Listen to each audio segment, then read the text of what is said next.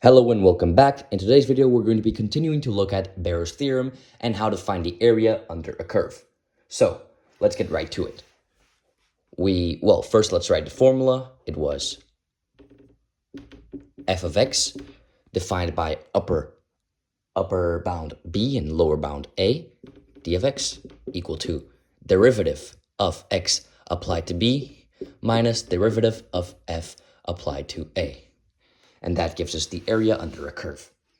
So let's practice with the following exercise. F of x is equal to 2x plus 1. Now, let's do our upper bounds from x equal to 0 to x equal to 4. Let's write this, 2x plus 1 dx, with our lower bound being 0 and our upper bound being 4. Let's get right to it. First, we have to write our function integrated, applied to our lower bound, and then applied to our, upper bound, and then applied to our lower bound, subtracting. So, 2x plus 1, this would be integrated into 2 times x. We see here that this is x squared pretty much. X squared plus the integral of 1 is just x. And this is applied for 4 and 0. So this is going to give us 4 squared plus 4 minus, and then this would be just 0 squared plus 0. So this is 0. So the area under our curve is going to be 4 squared, which is 16, plus 4. And then we're going to get that this is 20 units squared. So basically, the area under our curve between 0 and 4 of this function is 20 units squared. Let's practice with a trigonometric example.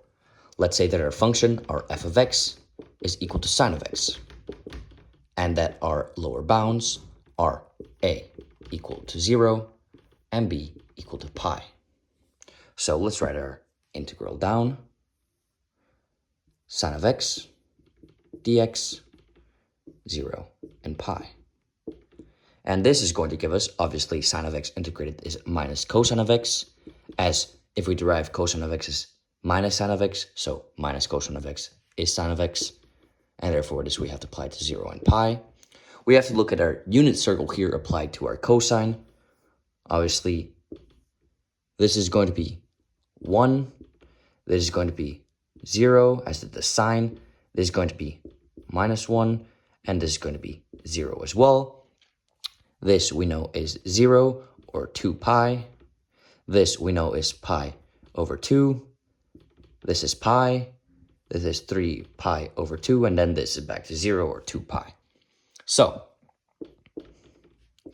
we have minus cosine of pi, obviously following this formula here, minus cosine of 0. So, minus cosine of pi, we see here that is minus 1. So we have minus 1, and then this is minus, of course, minus, and our cosine of 0, we see here that it is 1.